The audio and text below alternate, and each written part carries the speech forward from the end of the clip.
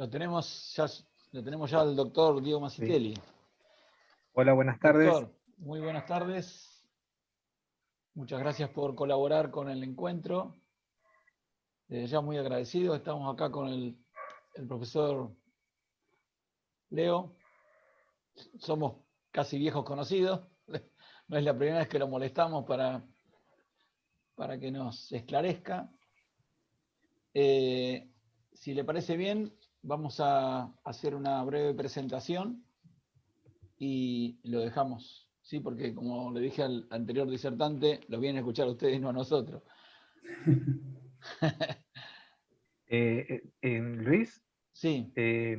vamos a ponerla, vos podés sacar para que se vea al doctor, porque estamos apareciendo los que hablamos nada más. Sí. Sí, ahí está. Ahí estamos. Pues lo vienen a ver a él, en realidad, no nosotros. Sí, claro, no nosotros, que estamos medio cansados de vernos. Bueno, el doctor Francisco Diego Masitelli es licenciado en Física, Facultad de Ciencias Exactas y Naturales de la Universidad de Buenos Aires, y doctor en Física del Instituto Balseiro, Universidad Nacional de Cuyo. Fue investigador postdoctoral en el Grupo de Altas Energías de la International Center for Theoretical Physics de Trieste, y científico visitante en la Universidad de Maryland, el Imperial College, Londres y los Alamos National Laboratory. De un inglés espectacular, como verán. Fue también miembro asociado a la International Center for Theoretical Physics. Actualmente se desempeña como investigador principal de CONICET, con lugar de trabajo en el grupo de partículas y campos del Centro Atómico Bariloche. Es además profesor titular del Instituto Balseiro, Universidad Nacional de Cuyo. Se desempeñó como profesor titular de la sede andina Bariloche de la Universidad de Río Negro y en la Facultad de Ciencias Exactas y Naturales de la Universidad de Buenos Aires, donde fue director del Departamento de Física. Su especialidad es la física teórica, en particular la teoría cuántica de campos, física de partículas elementales y gravitación.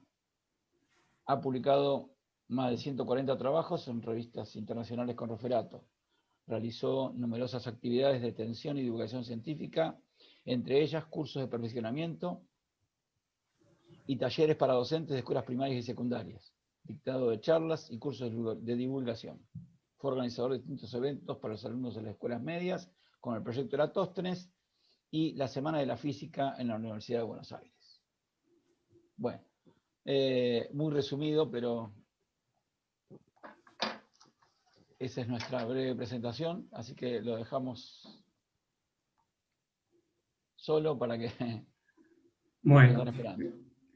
Muchísimas gracias Luis y Leonardo, gracias por la presentación, gracias también por la invitación. La verdad que para mí es un gusto muy grande compartir con ustedes este evento, y como siempre admirando el empuje y las ganas que tienen ustedes para llevar adelante esta tarea, más en estos tiempos, ¿no? Así que yo tengo que aclararle a la audiencia que yo no soy un experto en enseñanza de la física. Mi formación es más bien la de un investigador que hace física teórica, pero bueno, me he dedicado un poco a pensar en problemas de cómo enseñar la física en escuelas medias, y bueno, quería compartir con ustedes esta charla. Entonces, les voy a compartir mi pantalla.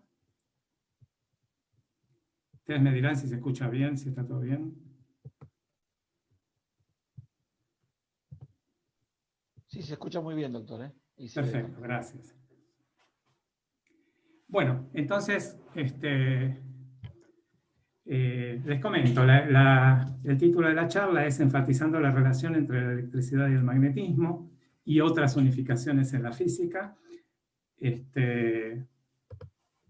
Y voy a estar comentándoles un poco el plan de la charla. Es el siguiente. Por un lado, voy a hablar de las principales motivaciones y después voy a describir una serie de actividades o una propuesta de actividades para hacer con los estudiantes en el aula relacionados con los fenómenos magnéticos, con los fenómenos eléctricos y con la conexión entre ellos, tratando de enfatizar un poco la historia, un poco los métodos con los cuales se avanzó en la comprensión de estos fenómenos, para llegar entonces a la relación entre los fenómenos eléctricos y magnéticos, primero con el experimento de Ørsted, después con los experimentos de Faraday.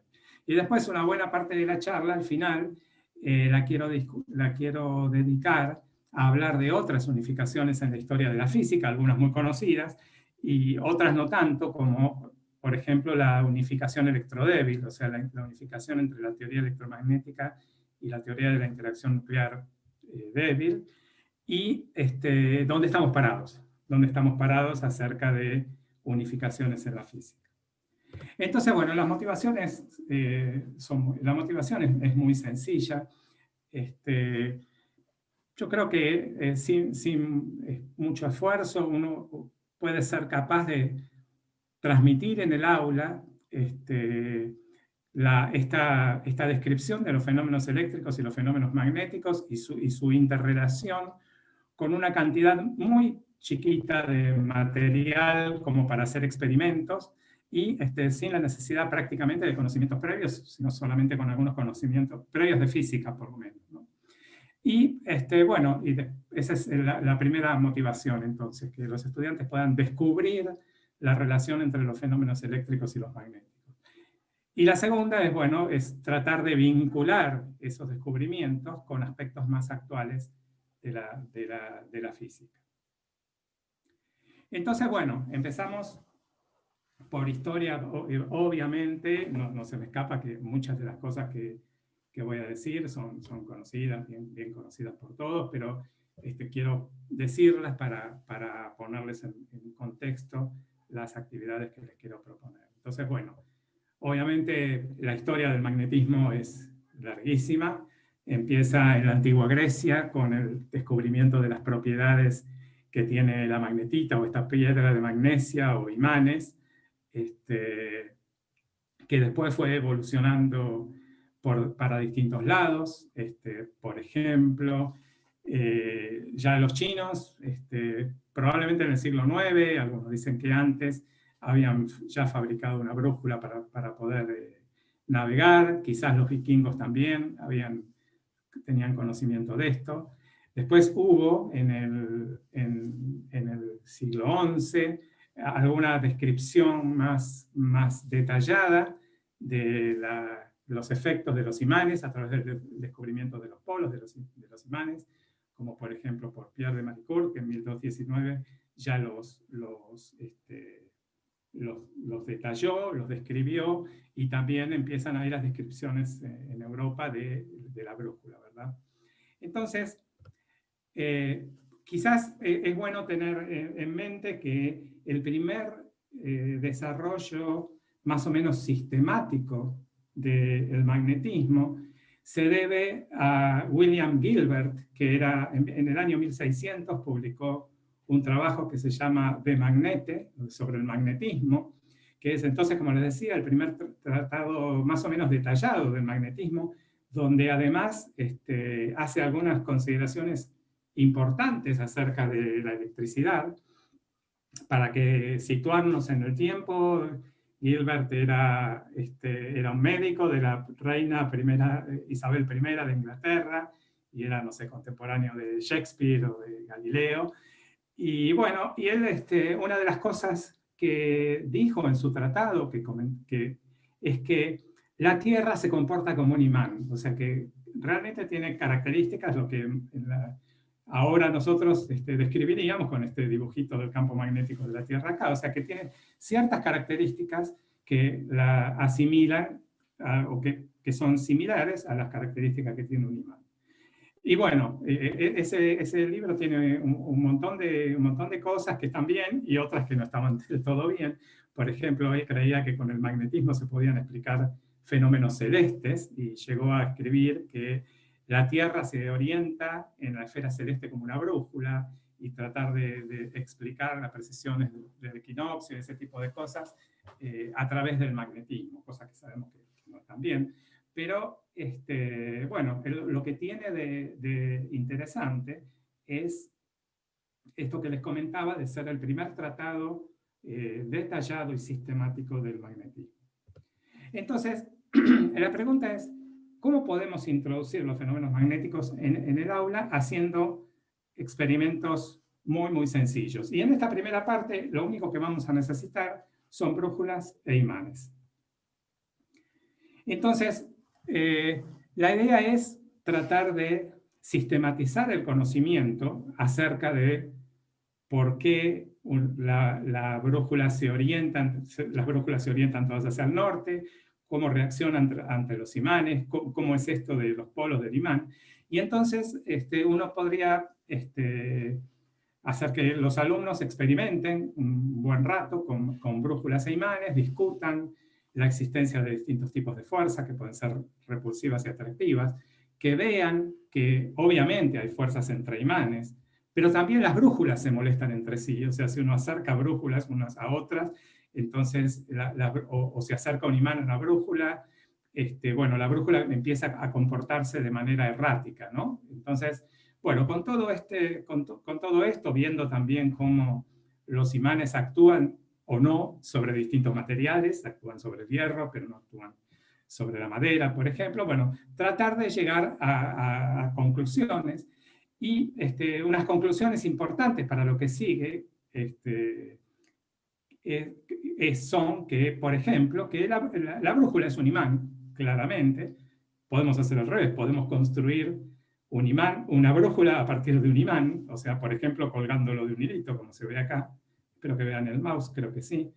Entonces uno cuelga el imán de estos imanes de tierras raras, que son bastante potentes, los cuelga de un hilito y se ve cómo se orienta en la dirección norte-sur. La otra conclusión es que la Tierra es un imán también, o sea, esta es una conclusión hipotética, es una hipótesis razonable, porque no podemos chequear directamente que la Tierra es un imán, pero sí vemos que se comporta como un imán en el sentido de que actúa sobre la brújula o sobre los mismos imanes como un imán. O sea, estos imancitos, hasta cuando uno los apoya en el escritorio, se orientan directamente en la dirección norte-sur debido al campo magnético terrestre. Entonces la pregunta es, bueno, ¿y cómo caracterizamos el efecto de esta propiedad de los imanes, esta propiedad que tienen los imanes de interactuar entre sí? Y bueno, sin mucho esfuerzo, uno podría argumentar, y creo que los chicos podrían llegar a esa conclusión, de que con un número no alcanza, le hace falta introducir un vector. O sea, hace falta introducir un carácter vectorial para describir lo que están produciendo los imanes. Bueno, a ese vector lo vamos a llamar el campo magnético, y claramente esta propiedad de los imanes, que es producir esta cosa que todavía no tenemos bien caracterizada, depende de la distancia a la cual nos encontramos del imán, y también dónde nos encontramos geométricamente respecto del imán. Si estamos cerca de una cara, si estamos en el costado, si estamos lejos pero a lo largo del eje del imán o perpendicular al eje del imán, etcétera, etcétera. Entonces, la pregunta es cómo medimos este vector. Y acá van a empezar a aparecer cosas interesantes. Por un lado, tenemos que medir la dirección y el sentido, y por otro lado tenemos que medir la intensidad. Entonces, por ejemplo, si nosotros queremos medir la dirección y el sentido, uno diría, muy fácil, mira, poné un imán, pegalo en una hoja, y después pone la brújula en distintos puntos del espacio, y traza una flechita, que es la indicación de la brújula en cada punto. Pero claro, ahí nos encontramos con un problema, porque el problema es que la brújula no solo se orienta con el imán, sino que se orienta también con el campo magnético terrestre. Entonces, de alguna manera tenemos que anular el campo magnético terrestre. ¿Y cómo lo podemos anular? Y podemos hacer este jueguito. Podemos pegar el imán sobre una hoja, marcar la dirección norte-sur sobre la mesa, esta dirección, por ejemplo, esta flechita que apunte al norte, y entonces, cuando queremos saber en qué dirección apunta el campo magnético del imán en un determinado punto de la hoja, lo que hacemos es apoyar la brújula y girar todo el papel, con el imán incluido, porque el imán está pegado, hasta que la dirección de la brújula coincida con el norte. Entonces, en ese momento sabremos que la brújula y el imán están produciendo un efecto en la misma dirección. Y entonces con eso sabemos la dirección del campo magnético en ese punto y podemos llegar a dibujar los dibujos típicos de los campos del campo de un imán, que es este que está así. Obviamente esto también se puede hacer con limaduras de hierro, ese tipo de cosas, pero acá lo que yo quiero enfatizar es que eventualmente las limaduras de hierro en principio se van a orientar con el campo magnético total. Entonces, si el campo magnético del imán no es mucho más fuerte que el de la Tierra, vamos a tener el efecto combinado. Entonces, ahora ya sabemos la dirección y fíjense que podemos argumentar, podemos argumentar que a lo largo del eje del imán el campo tiene esta dirección y este sentido. Entonces podemos aprovechar eso para medir la intensidad del campo magnético. Acá aparece el primer punto importante, que para hacer cualquier medición, para medir cualquier cosa, nosotros necesitamos tener un patrón. O sea, si yo quiero medir una longitud, tengo que saber lo que es un metro. Si yo quiero medir una masa, tengo que saber lo que es un kilogramo. Si yo quiero medir tiempo, tengo que saber lo que es un segundo. Entonces, si yo quiero medir un campo magnético, tengo que introducir, entre comillas, un campo magnético patrón. Entonces, lo que vamos a hacer es tentativamente usar como campo patrón el campo magnético terrestre local, el campo magnético terrestre que tengamos en nuestra escuela, en nuestro laboratorio. Entonces, bueno, podemos hacer algo muy fácil. Hay detalles que obviamente los voy a pasar muy rápido. Uno puede colocar el imán perpendicular a la dirección norte-sur, de manera de que sobre el eje del imán el campo apunte en una dirección y el campo magnético terrestre apunte en la dirección perpendicular, y entonces midiendo el ángulo que marca la brújula podemos determinar el campo del imán en unidades del campo terrestre, directamente con esa fórmula. Es interesante, para los chicos da resultado muy bueno, ponerle un nombre a la unidad de campo magnético. Ponerle un nombre que puede ser, no sé, un geo, puede ser un terri, o puede ser el nombre de la escuela, pero después vamos a medir el campo magnético del imán en esas unidades. Hemos introducido tentativamente un patrón, después lo vamos a cambiar. Entonces, bueno, esta es la medición que se pueden hacer. Podemos hacer las mediciones, entonces en función de la distancia entre el imán y... o sea, cambiando la distancia de la brújula, entre la brújula y el imán, podemos medir esto, vamos a encontrar una curva como esta. Entonces, esto salta solo. Entonces es importante notar que acá, por ejemplo, cuando leemos tangente de alfa igual a 0.44, quiere decir que para nosotros el campo magnético del imán en esa posición, o sea, a 30 centímetros del imán, mide 0,44 geos, o 0,44 el nombre de las unidades que nosotros tenemos. Pero necesitamos un patrón. Bueno, una vez que tenemos esta curva, y dependiendo de...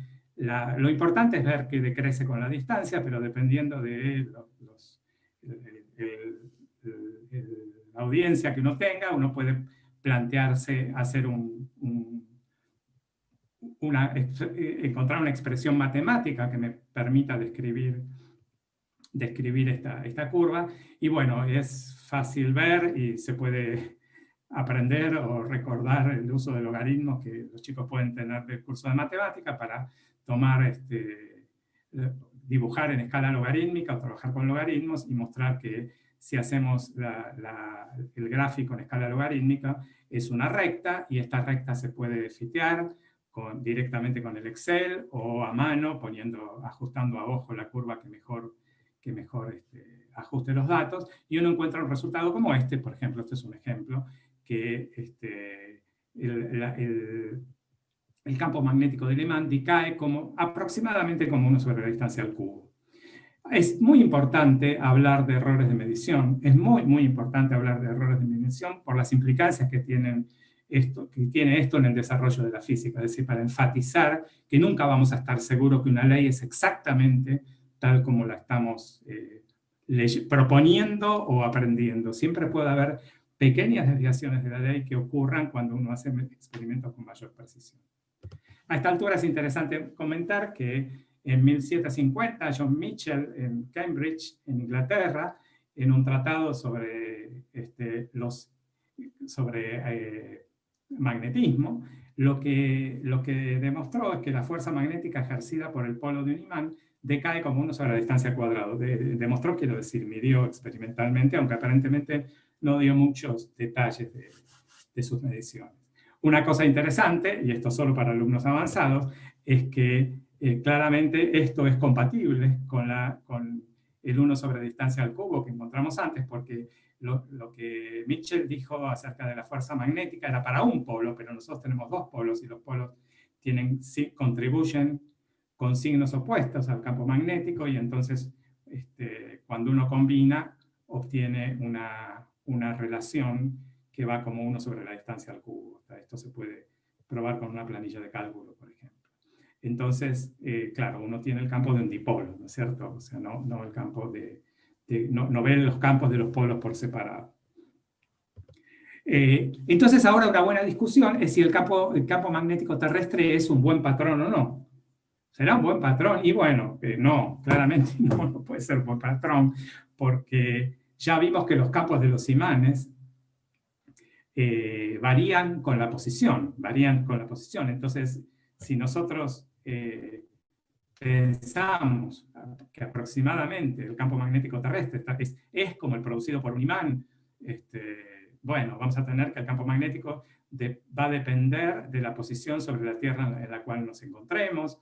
Podemos discutir sobre la componente vertical del campo magnético, pero bueno, claramente si uno quiere un patrón que sea el mismo para cualquier laboratorio en la Tierra, no está bien usar el campo magnético como patrón. Y como comentario al margen, también el campo magnético terrestre se sabe que depende del tiempo. Fíjense la posición del polo magnético a lo largo de los años, cómo ha ido cambiando. Acá tenemos el polo norte, y esta línea verde da la evolución del polo magnético a lo largo de los años, entre 1900 y 2020, por ejemplo.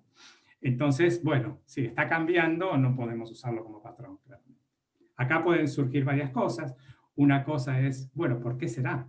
¿Cuál será el motivo que hace que el campo magnético terrestre cambie con el tiempo? De hecho, se sabe que hasta puede haber inversiones del campo magnético terrestre en escalas geológicas. Y bueno, otra discusión acá interesante es distinguir entre el polo geográfico, el polo magnético y el polo geomagnético, que es, bueno, esto es ya por ahí un poco más técnico, pero es, sería cuál es la posición del dipolo magnético que yo tengo que colocar para aproximar el campo magnético terrestre. O sea, son cosas bien distintas, pero esto es un detalle menor. Entonces, fíjense que hemos podido caracterizar los fenómenos magnéticos, introducir un vector, el campo magnético, introducir un patrón, usamos tentativamente el campo magnético terrestre, y hacer mediciones y tener una visión más o menos detallada de los fenómenos magnéticos. Bueno, se puede hacer algo similar con los fenómenos eléctricos, y quizás eso es más conocido y más tradicional en las escuelas, donde uno hace experimentos de tipo relacionados con la serie triboeléctrica, o sea, experimentos donde uno frota materiales con otros y ve que aparecen fuerzas atractivas o repulsivas de acuerdo a qué materiales froto con qué otros, donde puedo hacer con una varilla y suspender otra varilla de vidrio en algo donde pueda girar, bueno, puedo hacerlo mover, relacionar los fenómenos eléctricos con las tormentas y con los rayos, por ejemplo. Y, bueno, esto es más conocido, pero igual no está mal para ponernos en contexto. No digo que...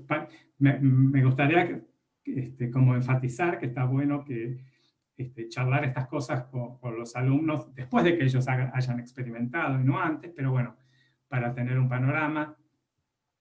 Bueno, están históricamente el descubrimiento de que el ámbar, al ser frotado con piel, se carga eléctricamente y produce efectos de fuerzas atractivas y repulsivas. Esto se remonta también a la antigua Grecia. Pero después hubo mucha actividad en el siglo XVII y en el siglo XVIII, donde se fue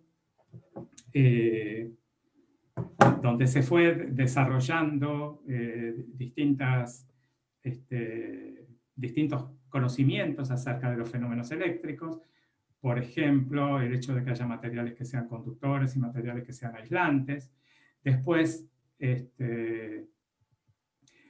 teorías acerca de cuál es la propiedad que adquieren los cuerpos al ser frotados para producir este tipo de efectos. Por ejemplo, Dufay postuló la existencia de una electricidad vítrea y una electricidad resinosa, que eran las propiedades que adquirían los cuerpos al ser frotados. Después, obviamente, están todos los trabajos de Franklin, todo lo que acerca del efecto de las puntas, por ejemplo, pero también de postular la posibilidad de, o por primera vez mencionar que puede haber electricidad positiva y electricidad negativa con un solo fluido eléctrico. Y luego llegó, por supuesto, la cuantificación de la interacción relacionada con las fuerzas eléctricas, hecha primero por Cavendish, después por Coulomb, y donde finalmente se llegó a la ley del inverso del cuadrado de la distancia. Acá, bueno, es interesante mencionar, en algún momento comparar con el 1 sobre d al cubo de los imanes, porque, por ejemplo, bueno, si uno no puede hacer este experimento, a veces hacer este experimento es un poquito más complicado que hacerlo con los imanes. Entonces, bueno, al menos el haber hecho el experimento con los imanes nos permite tener una idea de por dónde viene el tipo de mediciones que uno tiene que hacer para sacar este tipo de leyes. Nada, un dato interesante que saqué de este libro, que es un libro muy detallado acerca de la historia de la electricidad de los siglos XVII y XVIII, hasta es medio apabullante en algún momento, que entre 1600 y 1790, si uno agarra todos los trabajos catalogados que estaban relacionados con la electricidad, hubo alrededor de 300 autores, y esos autores se dividían entre religiosos, investigadores, que eran pagos se les pagaba para investigar, profesores de colegios o de universidades, o gente que se dedicaba a dar clases públicas, o médicos, artesanos, etc. Pero digo, para tener una idea de la magnitud de la cantidad de gente que se dedicaba a estas cuestiones en aquella época. Entonces, bueno, claramente esto hay un montón de experimentos y que seguramente todos ustedes conocen, y un montón de discusión, pero luego de que los chicos experimenten hagan este tipo de experimentos un buen rato, hay que tratar de llegar a conclusiones. Y las conclusiones es que hay que me parece importante remarcar, es que hay una propiedad que se adquiere por el frotamiento, que es la carga eléctrica, que hay dos tipos de carga eléctrica, y ni más ni menos, por lo menos para la interacción electrostática, pero eso no es así en otras interacciones fundamentales de la naturaleza, por ejemplo. O sea, no es obvio que haya dos tipos de carga. No es obvio para nada. O sea, en la interacción gravitatoria hay una sola, en la interacción nuclear hay muchas más. Después se podría discutir cómo se podría cuantificar el efecto eléctrico, de la misma manera que se cuantificó el efecto de magnético. Bueno, también ahí hay opciones que uno encuentra en los libros, de suspender bolitas y ver el ángulo cuando uno tiene dos bolitas cargadas suspendidas. Pero estos son experimentos que son en general un poquito más delicados, más complicados para hacer. Y por supuesto, charlar sobre la existencia de materiales aislantes y materiales conductores. Otro experimento, por supuesto, que siempre uno menciona es el efecto jaula de Faraday. Encontré este videito en YouTube que me pareció interesante, ¿no? De juntar un papelito con forma de muñeco por un globo cargado, y después ver que el efecto no ocurre si metemos a nuestro hombrecito de papel adentro de una jaula de Faraday. Esto lo menciono porque el efecto jaula de Faraday tiene una importancia tremenda para determinar en lo que son las determinaciones precisas de la ley de Coulomb, que lo voy a mencionar enseguida. Y entonces, ahora, una cosa que se puede hacer con los alumnos es sentarse, bueno, hicimos un montón de experimentos relacionados con el magnetismo, hicimos unos cuantos también experimentos relacionados con la electricidad, y la pregunta es, ¿cuáles son las diferencias? ¿Podemos realmente afirmar que los fenómenos eléctricos relacionados con el frotamiento, digamos, y los fenómenos magnéticos relacionados con los imanes son distintos? O sea, ¿cuál es la relación entre el efecto producido por el ámbar y las piedras versus el efecto producido por las piedras imantadas? O sea, ¿cuáles son las diferencias entre los fenómenos eléctricos y los fenómenos magnéticos? Y luego de hacer esa discusión, está bueno comparar con lo que escribió la gente en la antigüedad, por ejemplo, y analizar críticamente. Por ejemplo, el mismo Gilbert en The Magnet, en el año 1600, y según el libro que les mencioné antes, esto fue comentado un poquito antes, por Girolamo Cardano, hay una lista de diferencias que, bueno, sería bueno ver si los estudiantes están de acuerdo y si pueden analizar críticamente esto. Sí, ¿hay algo? ¿Alguien dijo algo? Bien. Entonces, el comentario que quería hacer acá es que Gilbert también dedica un capítulo de Magneto al ámbar y fue el que introdujo la palabra electricidad por primera vez. Entonces, esto es lo que les quería comentar respecto de las mediciones de la ley de Coulomb, por ejemplo, como cualquier medición en física. Esto, discúlpenme, está en inglés, pero lo importante es que fíjense que los físicos se han preguntado si el exponente de la ley de Coulomb puede ser distinto de 2. Y han hecho mediciones muy precisas para ver cuál puede ser la diferencia.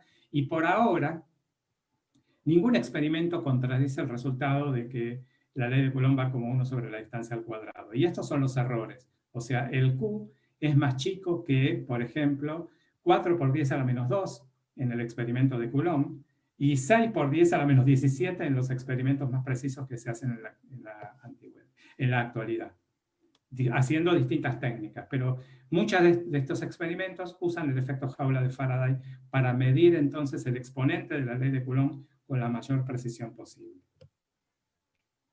Bueno, un desarrollo, creo que me voy a tener que apurar un poco, un desarrollo muy importante en lo que siguió en el estudio de los fenómenos eléctricos y en particular la relación entre los fenómenos eléctricos y los magnéticos, es el desarrollo de la pila de Volta, que fue en 1800, que despertó en aquel momento una batalla tecnológica, entre comillas, entre Francia e Inglaterra, a ver quién podía construir la pila con mayor diferencia de potencia. Pero entonces esta pila de Volta jugó un papel muy importante en lo que sigue. Y entonces llegamos entonces, fíjense que hasta ahora estamos como tratando de separar los fenómenos eléctricos y los fenómenos magnéticos, y ahora los vamos a empezar a unir. Y el experimento crucial, por supuesto, todos lo saben, fue realizado en Copenhague en 1820, así que se cumple el bicentenario de la primera señal de unificación entre los fenómenos eléctricos y magnéticos, que fue el experimento de Ørsted, que mostró que una corriente que circula por un cable puede actuar sobre una brújula.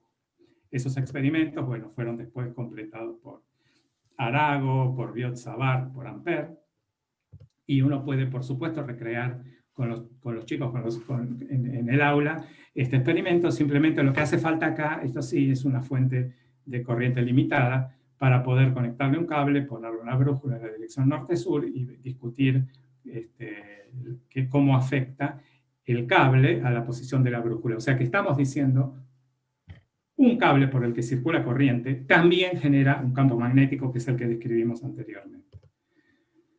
Podemos hacer experimentos de medir el cambio el efecto del campo magnético del cable con la distancia. Este es un experimento un poquito más sucio, no es tan limpio como el de la brújula, o sea, hay que hacerlo con más cuidado.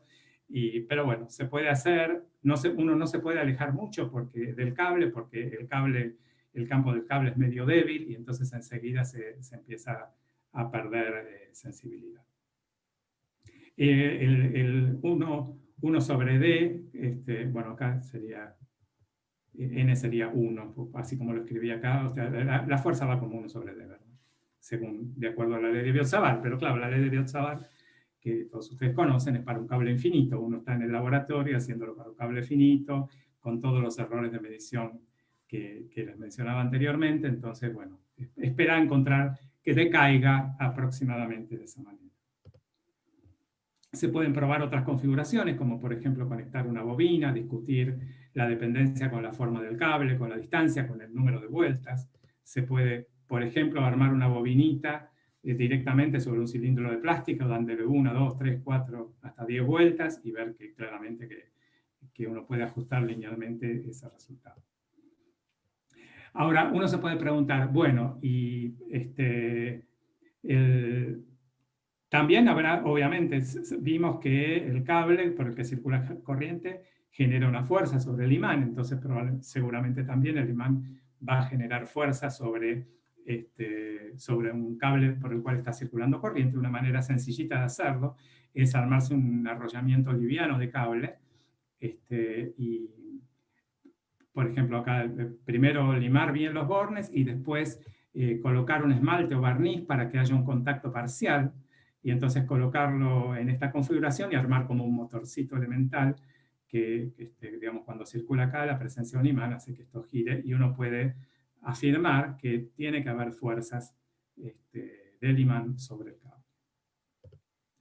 Por supuesto, si uno quisiera hacer el experimento de 2 cables paralelos, ese también se puede hacer, pero en general hace falta más corriente para concluir que hay una fuerza entre 2 cables paralelos por los que circula corriente, y que esa fuerza puede ser atractiva o repulsiva dependiendo del sistema, de la dirección de las corrientes. Esto se puede hacer cualitativamente, por ejemplo, haciendo circular corriente por 2 bobinas. Esto uno no es que va a mover las bobinas con el campo magnético, pero uno puede, agarrando las bobinas y colocándolas cerca, puede sentir las fuerzas que se hacen cualitativamente, que hay esas fuerzas en los cables, que es similar a la fuerza que uno esperaría entre los imanes. Entonces, este es un excelente momento para rediscutir los patrones, porque ahora que sabemos que las corrientes generan campos magnéticos, entonces podemos utilizar todos estos efectos para introducir un nuevo patrón. Y el patrón que se usó hasta el año pasado es definir, a partir de los fenómenos magnéticos, definir el ampere. Entonces, el ampere lo que se define como la corriente tal que cuando circula por 2 cables que están separados por una distancia de 1 metro, la fuerza por unidad de longitud entre los cables es 2 por 10 a la menos 7 newton. O sea que acá ahora tengo una definición concreta de lo que es un ampere. Y bueno, con la definición concreta de ampere, entonces tengo la definición de Coulomb, porque uno sabe lo que es un segundo, y además con esto puedo definir una unidad de campo magnético. O sea, por ejemplo, puedo decir que este cable, el cable de la izquierda, genera sobre el campo de la derecha un campo magnético que es 2 por 10 a la menos 7 Tesla. O sea, esta es una nueva unidad que antes llamamos Terry o Geo, era la unidad del campo magnético, pero esta nueva unidad lo que tiene es que es importante que no depende del lugar geográfico de la Tierra sobre el cual estamos. Entonces acá quería hacer un comentario breve, porque justo el año pasado se cambió la definición de ampere. Ahora se toman como patrones las constantes fundamentales, la constante de Planck y la carga del electrón. Entonces, con la carga del electrón, a partir de la carga del electrón y a partir del segundo, podemos introducir el ampere. O sea, ahora, desde el año pasado, se hace al revés, donde, bueno, las constantes fundamentales, en particular la constante de Planck, la velocidad de la luz, la carga del electrón, y otras como la constante de Boltzmann o el número de Avogadro, son las que definen el sistema internacional de unidades. Entonces, bueno, esto lo voy a pasar. Entonces, ahora que sabemos cómo cambia el campo magnético del cable con la corriente, entonces ahora podríamos medir, y efectivamente vamos a encontrar una dependencia lineal, lo cual no es sorprendente porque ya habíamos visto que con el número de vueltas crecía linealmente. Por supuesto, para medir corrientes hay que familiarizarse, y uno podría en el medio, si uno quiere hacer esto con más detalle, podría hacer mediciones de voltajes y corrientes discutiendo la ley de Ohm también. Entonces, bueno, llegamos al punto final de la unificación, o casi final diría, de la unificación de la electricidad y el magnetismo con los experimentos de Faraday, que todos conocen y que, bueno, uno puede recrear con pocos materiales, ¿no? Por ejemplo, rehaciendo el experimento de Faraday, o sea, conectando la batería a una bobina y considerar una segunda bobina y conectarle un LED, por ejemplo, conectarle un multímetro, entonces hacer una corriente variable, simplemente prendiendo y apagando la fuente, y viendo que en el momento que uno prende o apaga la fuente hay una señal en el multímetro o hay un destello en el LED.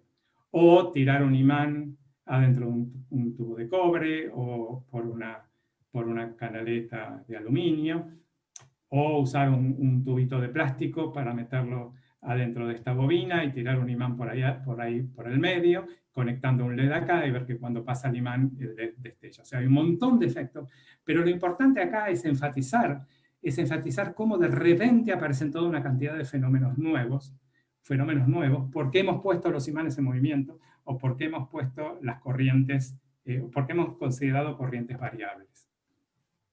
Entonces, resumiendo hasta acá, con brújulas e imanes, introdujimos la noción de campo magnético, hicimos algunas mediciones, introdujimos la necesidad de un patrón, después discutimos experimentos típicos de electrostática y discutimos las diferencias entre ellos. Y después todo el resto es volver un poco hacia atrás y decir, bueno, no, pero en realidad los efectos son diferentes, pero están relacionados entre sí, porque cargas en movimiento generan campos magnéticos y campos magnéticos variables también generan fenómenos eléctricos. O sea, por ejemplo, cuando tiro un imán a través de una bobina, puedo generar una corriente en la bobina. Entonces, fíjense que esto es una combinación de actividades cualitativas y cuantitativas que están basadas en experimentos simples y en hipótesis razonables, pero lo importante es discutir cuán razonables son esas hipótesis. Entonces, bueno, en lo que me queda de la charla, les voy a comentar algunas otras unificaciones en la física. Bueno, por supuesto, y lo voy a pasar muy rápidamente, Newton, que a través de su ley de gravitación universal, bueno, llega a conectar el movimiento de la caída de los cuerpos en la cercanía de la superficie terrestre con el movimiento de los planetas, pero acá una cosa muy importante es enfatizar que no hay una nueva carga asociada a la fuerza de gravedad, sino que lo que actúa como carga en la fuerza de gravedad es la masa inercial. O sea, podría haber una masa gravitatoria, esto es lo que uno esperaría de acuerdo a los experimentos eléctricos, y no la hay. Resulta que esta masa gravitatoria es igual a la masa inercial. Bueno, esto por supuesto tiene consecuencias muy, muy profundas que van hacia la teoría general de la relatividad. Después, por supuesto, bueno, nos puede comentar los trabajos de Maxwell, teóricos de Maxwell, trabajos de Hertz, experimentales, donde se llega a la ecuación de ondas y a la unificación de la óptica con el electromagnetismo.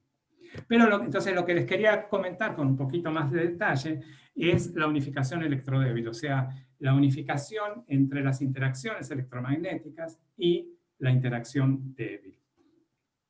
Entonces, se conocían fenómenos donde un núcleo con un cierto número atómico Z, número de masa A, sufre una transmutación, si quiere, donde el número Z pasa a Z más 1 y con la emisión de un electrón, o donde el número Z pasa a Z menos 1 con la emisión de un positrón, ¿no? Acá hay efectos típicos de esta reacción. La interacción responsable de estos fenómenos se llama la interacción nuclear débil. Y la primera observación es que en estas reacciones estaba faltando energía, o sea, no había conservación de la energía, y eso hizo que se postulara la existencia de los neutrinos. De neutrinos y antineutrinos fueron postulados por Pauli en 1930, o sea que finalmente la interacción débil el proceso más sencillo es el proceso en el cual un neutrón decaen un protón, un electrón y un antineutrino. Son una interacción de corto alcance y de baja intensidad. Entonces, claro, acá sí, la cosa se pone más complicada, por supuesto, pero lo que yo querría retomar el tema de la unificación a través de las partículas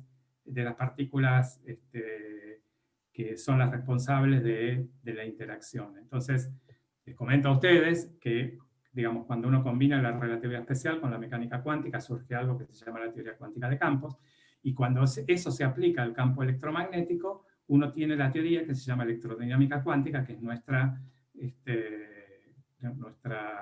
descripción actual de los fenómenos electromagnéticos. Y en esa teoría la interacción se describe por el intercambio de una partícula que es el fotón. Es una partícula de masa cero que es la responsable de la interacción electromagnética. El hecho de que tenga masa cero es sí, solo si la ley de interacción coulombiana va como 1 sobre la distancia al cuadrado. O sea que poner una cota sobre el numerito 2 que aparece acá es equivalente a poner una cota sobre la masa del fotón. Entonces, para la interacción débil se empezó a proponer cosas parecidas. O sea, en primer lugar, Fermi hizo una teoría donde las partículas interactuaban todas entre sí de esta manera, pero después se empezó a pensar que tenía que haber bosones intermediarios, o sea, partículas intermediarias de la interacción esta. Partículas que de la misma manera que el fotón hagan de intermediarios para que un neutrón decaiga en un protón, un electrón y un antineutrino. Y lo que se sabía que esas partículas tendrían que tener masa, tenían que ser por lo menos 100 veces la masa del protón, y que tendrían que ser dos, una cargada positivamente y la otra cargada negativamente, y se les dio el nombre W más y W menos. Bueno, después de un camino bastante largo, en la década del 60, se llegó a la unificación electrodébil, en lo que se llama el modelo de Glashow, Salami, Weinberg, que recibieron el Nobel en 1979. Y acá lo único que quiero enfatizar es que en este modelo, finalmente, hay 4 partículas intermediarias, o sea, no hay 3, como decía antes, que eran el fotón que ustedes ven acá, y las partículas W más y W menos, sino que hay 4. Y de esas 4, resulta que si uno considera experimentos hechos a altas energías, esas 4 partículas tienen masa cero. Pero sin embargo, a energías más bajas, 3 de ellas adquieren masa y una no. La que no adquiere masa es el fotón, y las otras 3 son las partículas masivas que son responsables de la interacción débil. O sea que el pensar teóricamente, haber desarrollado una teoría que describa en forma conjunta a los fenómenos eléctricos y a los electromagnéticos, a los fenómenos de interacción nuclear débil, dio lugar a la existencia de una nueva partícula, esta partícula Z0. Y esa nueva partícula da lugar a nuevos fenómenos. Entonces, las predicciones de esta teoría es que, aparte del fotón, tenemos 3 partículas y no 2, como se pensaba antes. Esta nueva partícula da lugar a un nuevo fenómeno, como por ejemplo la dispersión de neutrinos, o sea, cómo interactúa el neutrino con la materia. Y esos nuevos fenómenos, una gran cantidad de nuevos fenómenos que podemos pensar como la gran cantidad de fenómenos nuevos que nos aparecieron acá. ¿Está bien? Es ese tipo de fenómenos que no se esperaban y que están. Esos nuevos fenómenos fueron descubiertos en los aceleradores de partículas y en otros experimentos a partir de 1973. Las partículas estas fueron descubiertas en el CERN en 1983. También en la teoría se postula la existencia de otra partícula que es la responsable de darle masa al W y al Z, que es la partícula de Higgs, que como todos escucharon en los últimos años, fue descubierta en el año 2012. Entonces, llegamos al modelo estándar de partículas elementales, donde tenemos 4 interacciones fundamentales, que son la interacción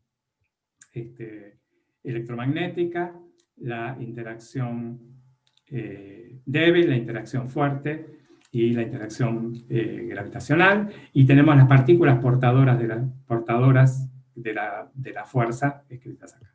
Y la pregunta es si puede haber modelos que involucren, ahora, no solo la interacción nuclear débil con la interacción electromagnética, sino también la interacción nuclear fuerte, que es la responsable por la existencia de los núcleos atómicos. Entonces, a estos modelos se los llama modelos gran unificados, y si lo venimos describiendo, esto es mucho más complicado, pero si lo venimos describiendo por el número de partículas portadoras, entonces en los ejemplos más sencillos, por ejemplo, uno tiene, que hay ahora 24 partículas portadoras,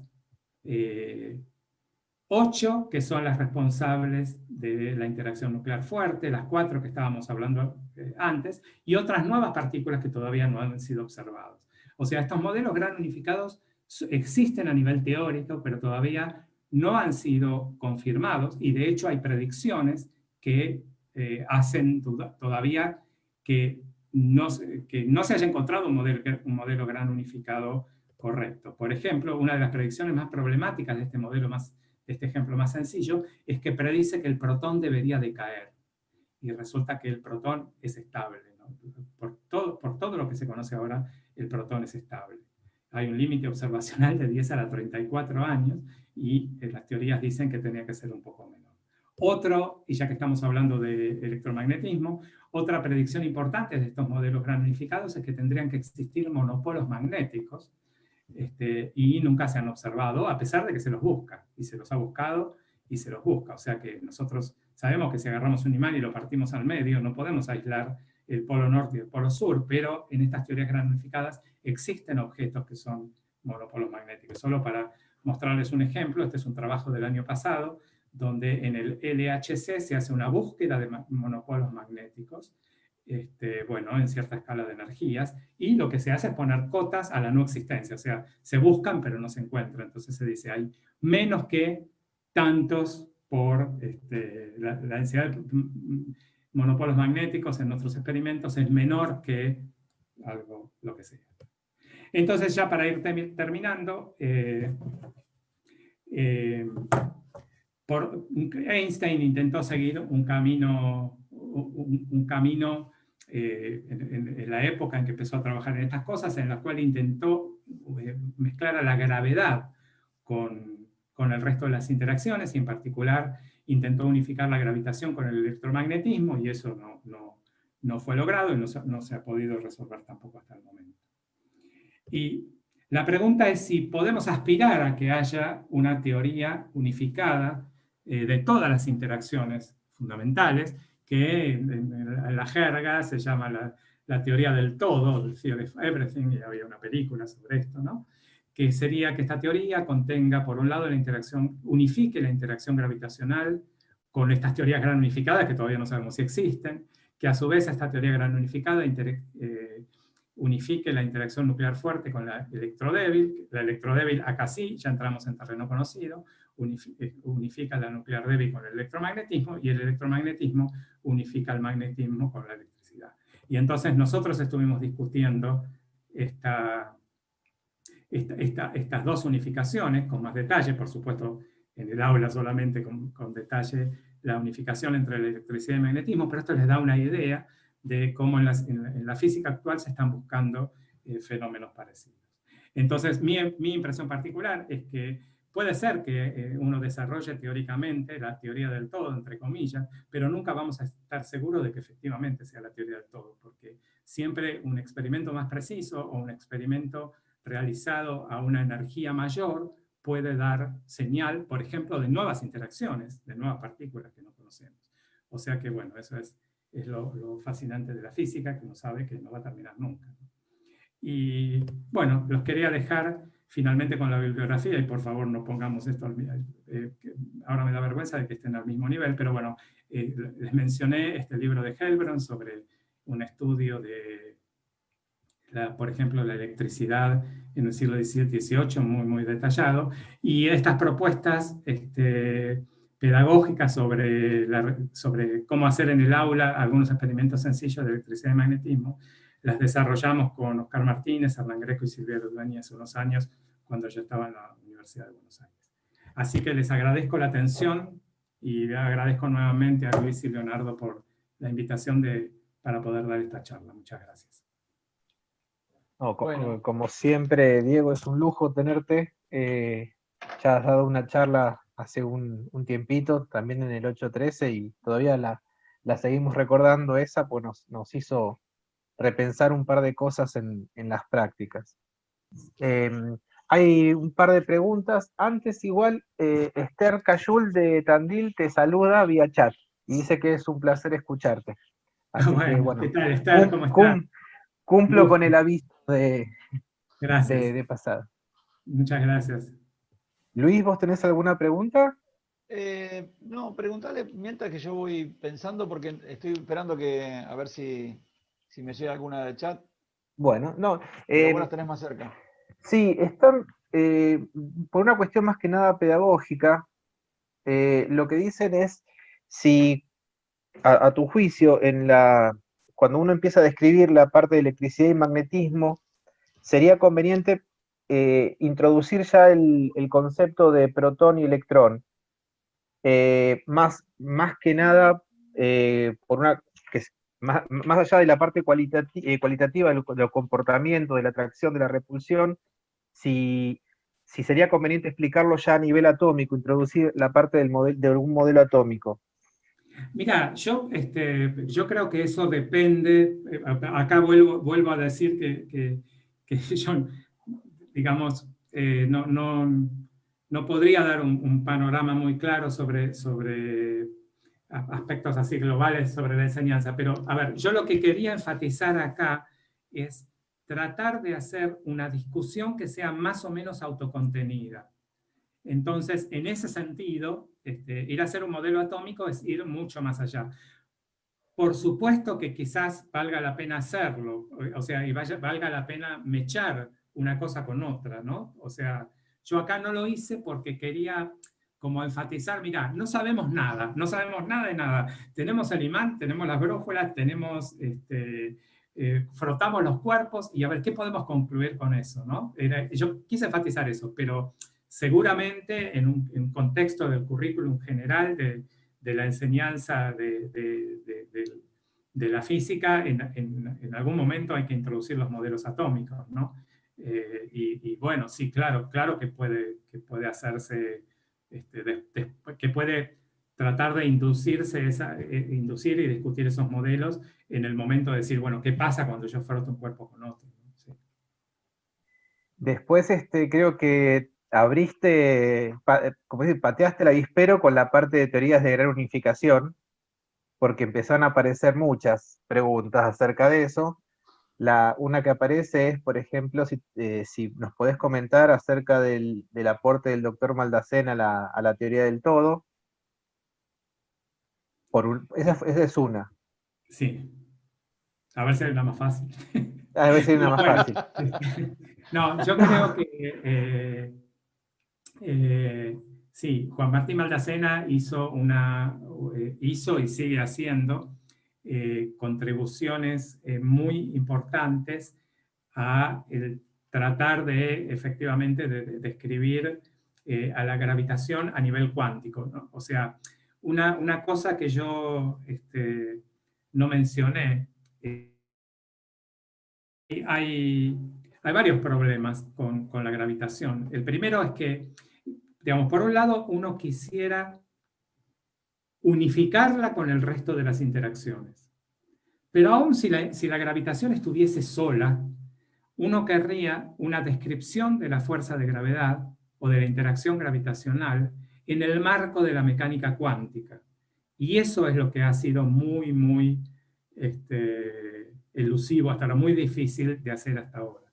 Entonces, Maldacena con la que se llama la conjetura de Maldacena, que realmente es técnicamente muy complicada y yo no me animaría a tratar de escribirla ahora, porque la verdad es que no soy suficientemente experto en eso, pero él ha dado pasos importantes para tratar de mezclar la gravedad con la mecánica cuántica, ¿no es cierto? Y para entender un fenómeno que aparece cuando uno mezcla la gravedad con la mecánica cuántica, que se llama la radiación de Hawking, que es la radiación de agujeros negros, ¿no? O sea, cómo cómo cuando uno mezcla mecánica cuántica con relatividad general, aparece un fenómeno de que los agujeros negros no son realmente negros, sino que pueden emitir materia y evaporarse, ¿no es cierto?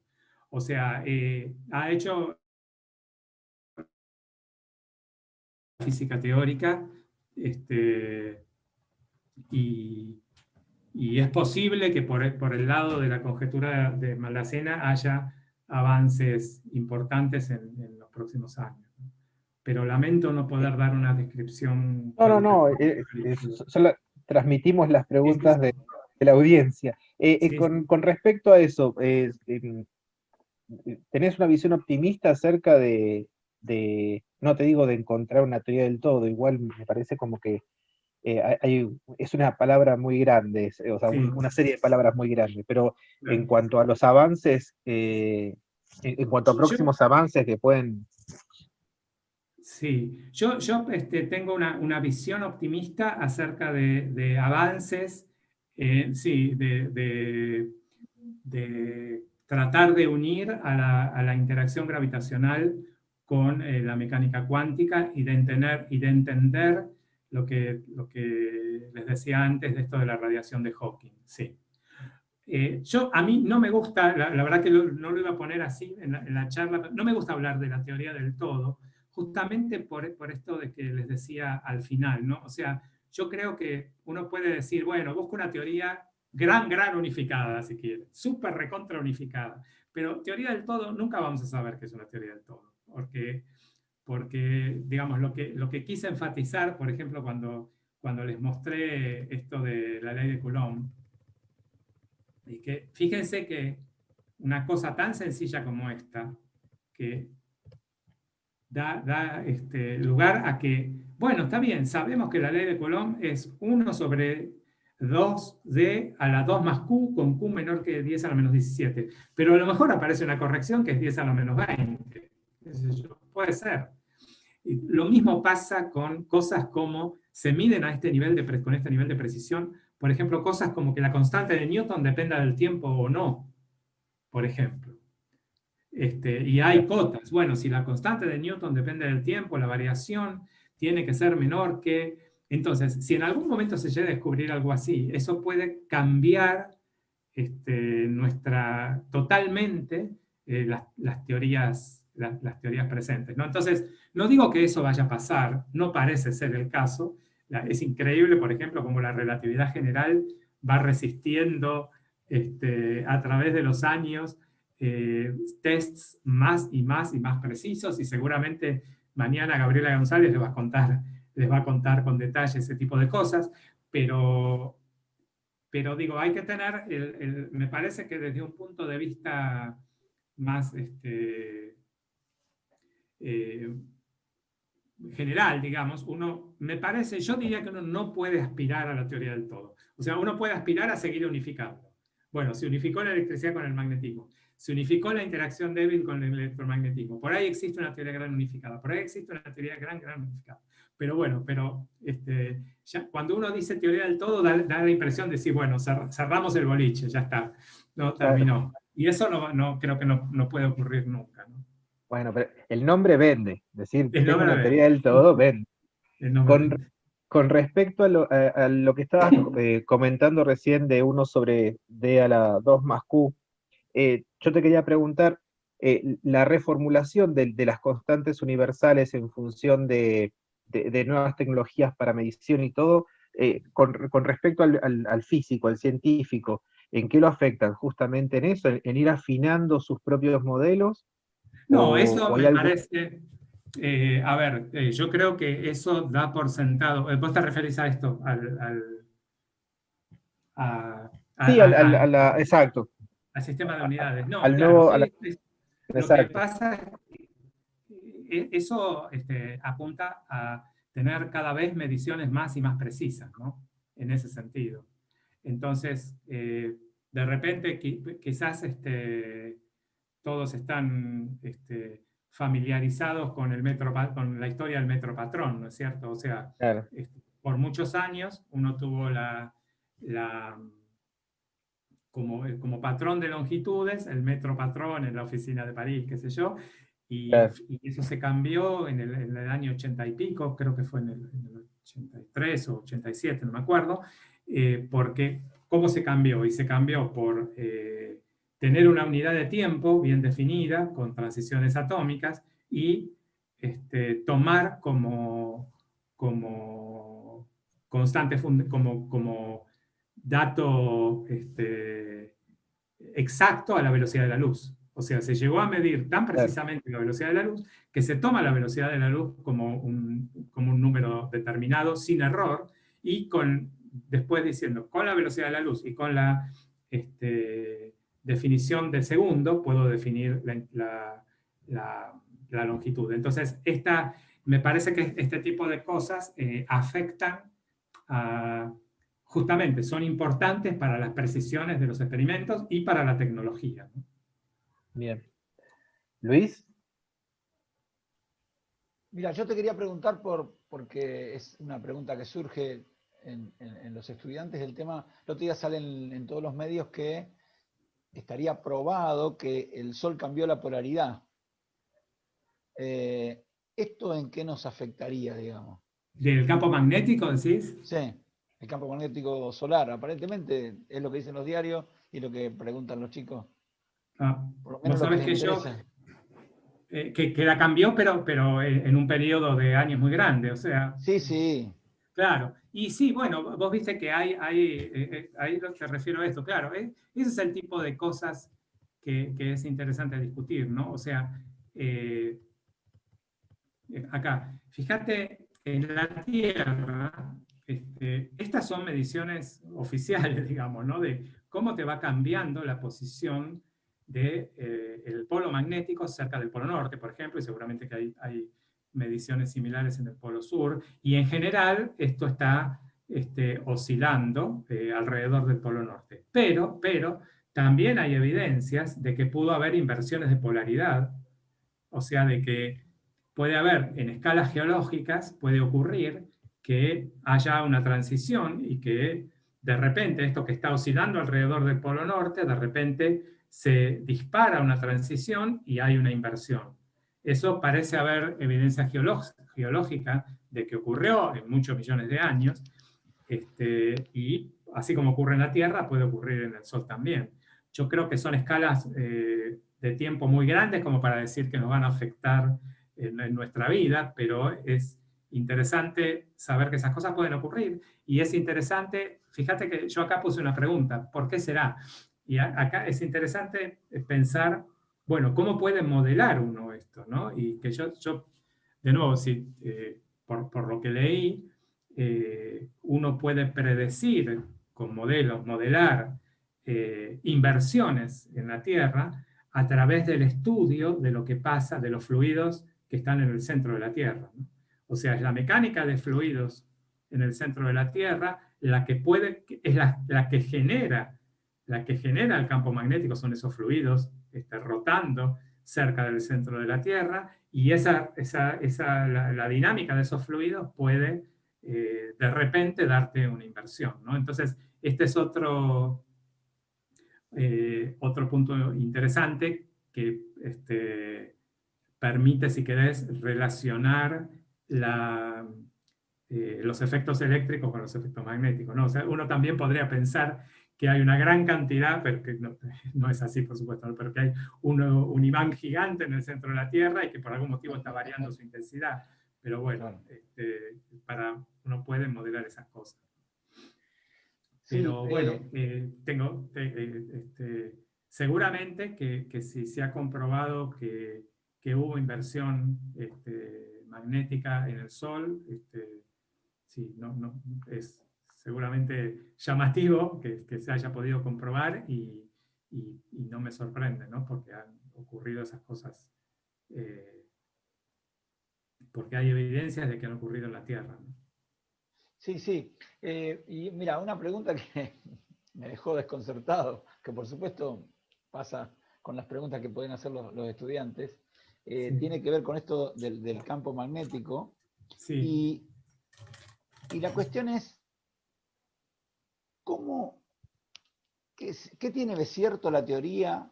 Que no sé, no me acuerdo, ya me olvidé de dónde me preguntaron, pero de que si los escudos magnéticos que tiene la Tierra se perdieran por alguna razón, la ionosfera puede generar un campo magnético.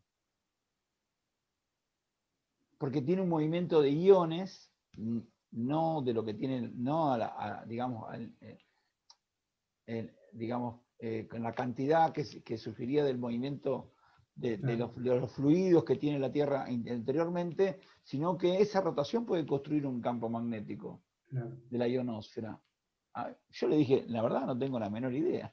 Me cansé de buscar y no encontré fuentes confiables para contestar. No, yo no, lamento no poder contestar tampoco, pero es ese tipo de cosas así, ¿no? O sea, como no es, pasa nada. Sí. Era simplemente una inquietud que me la dejaron picando y por supuesto nunca le pude contestar. Como tantas cosas, ¿no? Hay un montón de cosas que uno no sabe, pero eso era una cuestión de decir si realmente ese movimiento puede generar un campo magnético. Claro. Movimiento de la ionósfera. Seguramente que sí, seguro que sí, porque es la ionósfera, ¿no? Pero la pregunta es si puede llegar a ser suficientemente importante como para tener un efecto apreciable, claro. Sí. No. Obviamente la respuesta es sí puede generar campo magnético. El tema de la intensidad es lo que yo tampoco digo, no, la verdad que no tengo mucha idea de eso. Le cuento que el experimento, uno de los experimentos que usted contó ahí, el del campo magnético, intensidad del campo magnético, nosotros lo hicimos varios años. La primera vez lo hicimos con Jorge en la escuela, en la escuela de Bolsón, y teníamos un inconveniente al principio que los escritorios tienen mucho hierro. Eso me olvidé de mencionar, sí. Y bueno, hasta que a un estudiante se le ocurrió poner una caja arriba, una caja de aceite, y él nos gozaba porque él lo había hecho sin ninguna interacción. Claro. No, está buenísimo porque efectivamente están los hierros de los escritorios. Yo me acuerdo, a mí también me pasó, ¿no? Que una vez, cuando estábamos charlando esto por primera vez y qué sé yo, y yo digo, me pongo en una mesa de madera y chao. Puse en mi casa en una mesa de madera y uno hace este gráfico y de repente había un par de puntos que se iban totalmente. Y era que había un tornillo debajo de con un tapón de madera, ¿no? Con un tarugo. Claro. Entonces era, bueno, se puede usar para detectar metales en las mesas.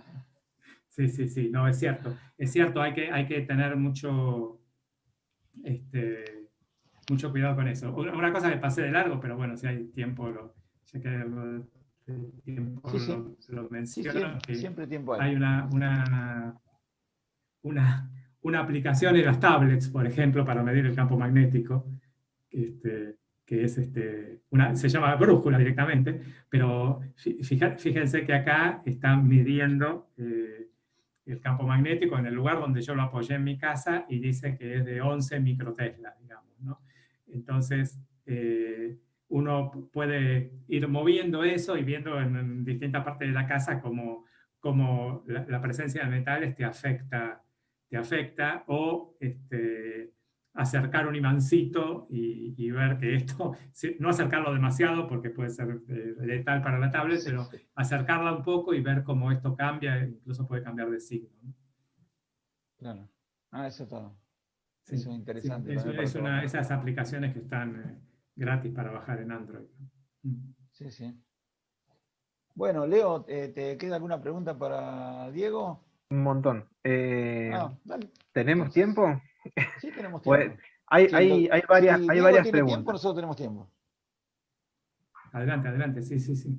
La primera dice, el 1 sobre d al cuadrado, la relación esa, ¿no queda cerrada con la ley de Gauss? Sí, claro, por supuesto. Por supuesto, es equivalente a la ley de Gauss. Pero entonces, si querés, uno podría preguntar si, bueno, ¿es exacta la ley de Gauss? O sea, sí. Lo que estamos diciendo es, si la ley de Coulomb no fuese 1 sobre d al cuadrado, la ley de Gauss no sería válida. Efectivamente. Podría Después, haber... Sí. sí, decime. No, que ese es justamente el tipo de cosas que yo quería enfatizar, digamos. Sabemos que la ley de Gauss es válida, pero a lo mejor unas mediciones, por lo menos en todos los experimentos que se han hecho hasta ahora, pero a lo mejor realizando mediciones mucho más precisas uno llega a encontrar pequeñas desviaciones a la ley de Gauss, ¿no? Y ya que estás, la ley de Gauss es la que permite,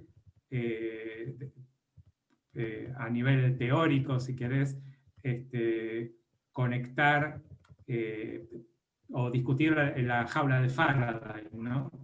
Claro. O sea, el hecho de que funcione la jaula de Faraday es sí, solo sí la fuerza va como 1 sobre la distancia al cuadrado, y sí, solo sí vale la ley de Gauss. Entonces, bueno, no sé si sí, pero digo, funciona, o sea, se demuestra a partir de la ley de Gauss, y entonces es por eso que en estos experimentos que mencioné acá, muchos de ellos, 2 esferas concéntricas, siempre cosas concéntricas, siempre metales adentro de otros, porque lo que se busca son experimentos en los cuales uno esté seguro que el campo eléctrico adentro de una caja conductora sea cero. Y eso te asegura que si hubiera un campo eléctrico muy pequeño, distinto de cero, sería una señal de que la ley no sería 1 sobre distancia al cuadrado. Después, un estudiante preguntaba acerca de que le había quedado la duda cuando vos habías empezado a explicar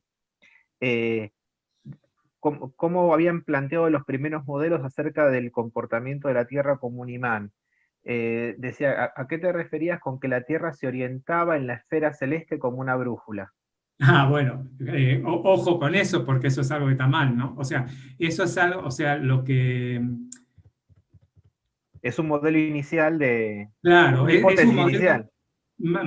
totalmente ad hoc, digamos. O sea, Claro. a mí me resultó linda comentar esto por lo siguiente. O sea, seguramente lo que Gilbert pensaba era que, bueno, nosotros tenemos una brújula que se orienta en el campo magnético terrestre. Pensamos que como un imán genera un campo magnético y la Tierra genera un campo magnético, pensamos que la Tierra tiene ciertas características similares a los imanes. Entonces, podría haber un campo magnético en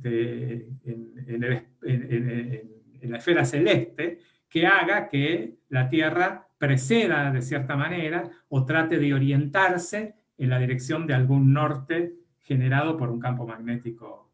¿Está bien? Yo creo que probablemente la idea venía por ahí. Esta idea es completamente incorrecta, pero me resultó interesante mostrar como gente que se dedicó a pensar estas cosas, pensá, 1600, todavía no teníamos la ley de gravitación universal. Entonces, ¿cómo pensar que algunos fenómenos celestes podrían estar relacionados con el magnetismo? Porque era lo que se conocía, digamos, ¿no? Y no, Pero bueno, además, lo puse ahí solo como dato anecdótico. Y efectivamente hay campo magnético en la galaxia y hay campo magnético cosmológico, pero esos campos magnéticos no influyen en el movimiento de la Tierra.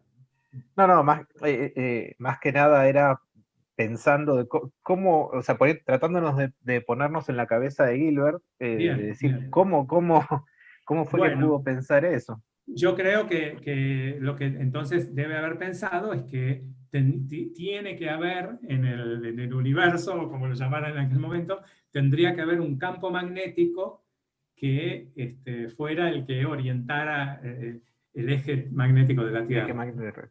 Claro.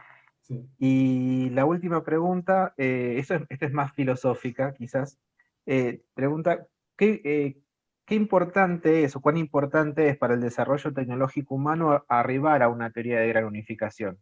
O sea, ¿qué le puede aportar a tu juicio el hallazgo de una teoría de gran unificación? Bueno, ahí no puedo más que parafrasear a Faraday, ¿no? Cuando a Faraday le preguntaron para qué podía servir todo eso que él había descubierto, ¿no?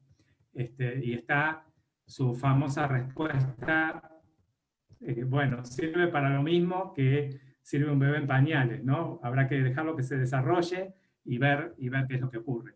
O sea, a mí realmente no se me ocurre ninguna, no está pensado quería poner a Faraday, no está pensado el desarrollo de las teorías gran unificadas con un objetivo tecnológico. Puede tener